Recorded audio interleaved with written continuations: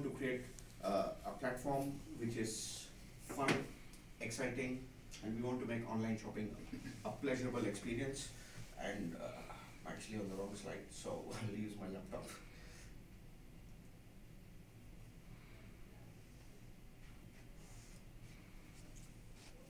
So this is me. I'm a master's degree from UK, and I have e-commerce experience. I was working for Amazon when I was in UK, and this is our core team members here. And Could you slow down a bit? Yeah. I'd like to read also the slides when you're showing them. Yeah. If you went through like in 2 seconds. Yeah, because we prepared for 5 minutes. Don't worry about that. Can you Okay. show the Can you team? go back to the team slide, please? Okay. So what this is myself, and this is Sohan, and Malik, and Clevis. Okay. So this is the team.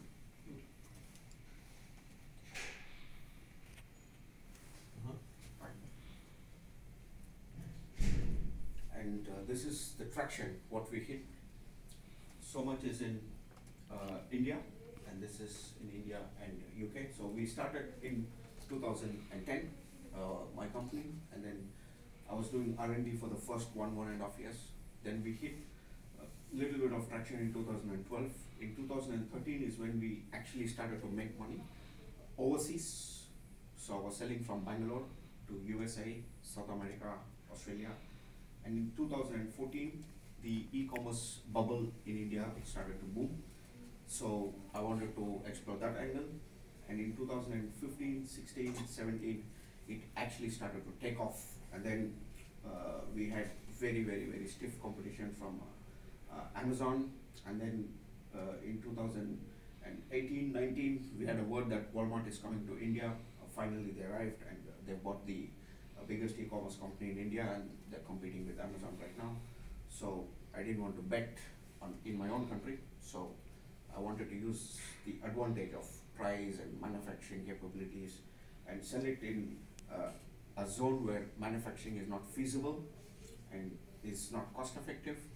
So that's why I chose Europe, because here, realistically speaking, manufacturing cost is comparatively higher. But if you're importing stuff in bulk, then again, you don't have that price advantage. But if you're manufacturing and selling it directly to the end user through your website, then you have this price advantage where you can sell items even for €1, €2, €3, and it doesn't come under any scanners because it's a retail item. So that was the whole idea. So the concept is called factory to customer. So sorry about the graph. So the columns, these are the revenues? Yeah, traction. This is 1 million and little over 1 million euros per annum. Yes, and the line shows what? It's Just a- like a trend Yeah, line? yeah, or- the trend. Yeah. Okay. This is the growth. And 2018, I was planning to come here in Feb, but I couldn't because I trimmed down my operations completely in India. So I came here in March. Then I set up my company. In April, I went back. Then I saw the potential because I just wanted to see firsthand whether, what kind of things are possible from here. And then I opened company, then applied for the startup committee of Estonia. So they approved the company as a startup. And once I had the approval, then I came here, and then I wanted to test the sales live from Tallinn. So I put some products on eBay, and then I created around 3 or 4 accounts with my friend, my flatmate, and myself. And then we started to put brands, non-brands, few jackets, shoes, testing a few. And then we were getting good sales, like the best sale we had was on the last second day, we hit 730 euros in one day. And sales were coming mostly from Finland, from France, Germany, Italy. So the neighboring countries, because they see the item is located in Tallinn. So sometimes they engage us over the message, they say, okay, what's the price, how many days for shipping, what's the quality, exchanges, and then we respond. And then the sale concludes, then we get the item shipped from India directly to the customer. The reason why we could not do this from India is because if you see this in 2015, we were getting almost 80% of our revenue from the export markets. So the biggest constraint was if, well, generally when people buy anything online, especially clothing, you have to provide scope for exchanges, returns. This has to be there. So we sold, let's say, 4 jackets to one person in Russia for different colors, and then he wanted a large, we sent him a large, and then when he actually wore it, it was not fitting. He said, you know, I want it a little loose, maybe I need the next size. But then if he has to send it back, for us to ship from India to Russia, because we put it in post, normal mode, takes around 15-20 days, it costs 1 cent a gram. So if you want to send 150 grams of t-shirt, the cost is around maybe 1.5 euro, that's it. So if he wants to send it back to me, now he goes to a DHL, a FedEx, because he doesn't understand the logistics. So he goes to the next big courier company, they say cost of packing, 5 euros, you have 4 jackets, so it's 20 euros plus 50 euros for shipping it back. So it's not feasible for them to conveniently exchange. So I thought, you know, there's a roadblock. So this is where I started slowing down the retail exports, because we were not completely ready. But at that time we didn't know what to do, because there was the e-commerce bubble happening in India. So we were focusing on manufacturing, because I had my own factory, around 75 people working, and all the items what we made on Amazon, Flipkart, Snapdeal, Jabong, these are the companies in India, 90% were customized, made to order. So what we do is we just keep the fabric, white color, and then I just call my designer, I say, okay, I need 100, 200 variants, what can you give me? A white full shirt, men, white half shirt for women, girls, boys, and then you have 4 variants, and then we say, okay, it's not like a shop where you keep all the inventory, all the prices, and then you sell. It's digital, virtual stock, so we don't have to keep anything physically. So we just keep the fabric, and we open up all the sizes. Like we say, okay, small, medium, large, X large, 3X large, till 10X large. So if somebody buys a 10X large, the price is 5 times higher than the base one. And once the order is complete, we have the payment confirmation, we know what style, what color, what size, and then manufacturing is much more easier. And even if it comes back or the order is cancelled, well, we have the risk calculator, because we take 30% of whatever we sell. We expect them to be replaced or cancelled or damaged or something, so the costing is adjusted according to that. So this is that. Go ahead. Yeah. Alright, the concept, since we have time, I think, may I use your browser? I'm sorry, I did something. No, it No, just it's fine. takes time. Open whatever browser you want to. Yeah, you can type there. Actual concept. So this all we have put it in the suggestions, the team, the mentors, because if you see the load time right now, it's Can you taking a open lot. it to Google Chrome? Normal Google Chrome. Normal Google Chrome. Yeah. This is not normal? No. What is this? You need to use some Google Chrome. Okay. Quick question, like, So we have the body colors here. So these are all perennial items. Like these fabrics, if you see, they don't have stripes, they don't have checks. It's just plain. So 99 out of 100 retailers will have these fabrics available. So we'll never run out of these colors ever in the world. Even if you go to Tallinn, if you go to Abakans, you will find these fabrics. And this is the front. And we have the sleeve colors. So if we run out of any fabric, automatically it goes out from here. And then we have the back. So this scope we are providing to people to say that you can have fun.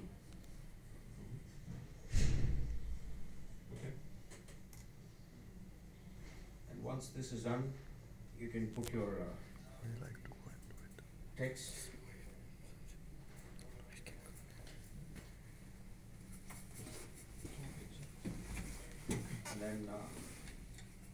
I'll download a picture to show, or can I use a picture from? No, yeah, I can just download, right? Okay, shots. And Mhm.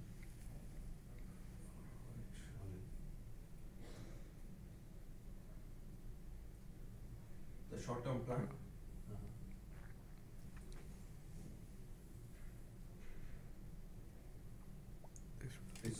We are planning to start operations in 10 countries in the next 2 years, and we have taken the countries as per the GDP, and then we are planning to hit the revenues at least 100,000 euros a month, and we are targeting for 10 million customer base in 2 years across the world. And then we will implement the business models on marketplaces like how I showed, Amazon DE, Amazon Spain, .co.uk.com. Same thing with eBay. And then we will focus on brand creation, because when somebody buys something on Amazon or eBay, so on the packet where we ship the t-shirt, we put makelikethis.com, and on that packet again, we put discount code 50, so whoever sees that packet could actually go to the website and apply that, and then buy from us. And then the core team, like I said, we are providing scope for putting anything on the t-shirt. We tested with few, and then some people, our friends, they started putting things in Russian. Some people started putting things in Arabic, which we don't understand. So that's why we need the legal team, because it's not about what you can print, it's about what you should not and cannot print. So we would need to put some filters. So we need a very good core team, and once we figure that out, then we go global.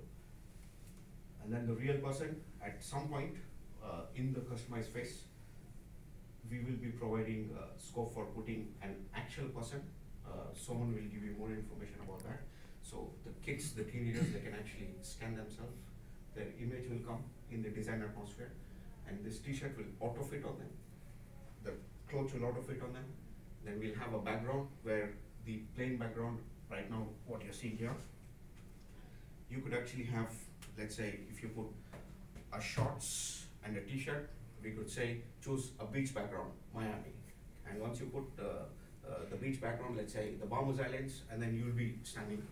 It's like, have you been to Bahamas? Because we saw you on Facebook. Because you can directly post this picture to your social media platform. So that's where we want to pull the teenagers at some point.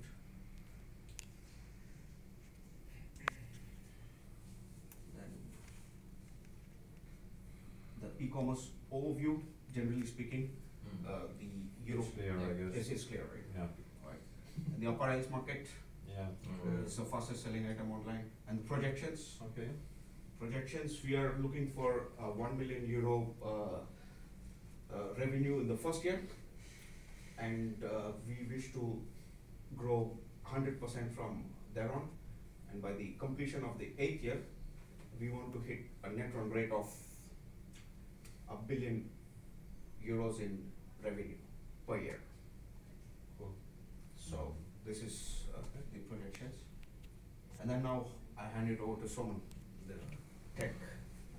Okay.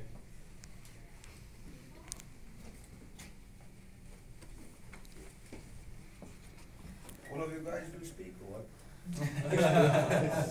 If you want, otherwise, so then maybe we can just.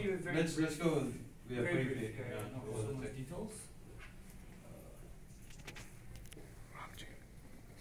So right now you can see there's some like very common language like PHP. We have used HTML for frontend, jQuery, and WebGL mainly used to render these models into the front side that we use WebGL. And as you can see, I think it's very common to know that MySQL is only for a database, and for Python we'll use for future to draw this 3D model via PHP, and which will render in front-end part, so it will be much more customizable 3D part. So in the 3D will be, we need to do some little bit R&D if we'll need it really or not, but not now. And it's a milestone for much more future. Like you can see, it's a simple 3D model for now, where you can take your own selfie and which will transform into 3D picture, and you actually can fit it in this t-shirt. and later on we'll have much more products. For example, if we can go here, you can see that some different products that will be also possible that you take your full picture and transform into to fit it that how it look like. So yeah, for now milestone it will be like this, that some real-time simulation will be working on, and how 3D t-shirts can be much more perfect and so on.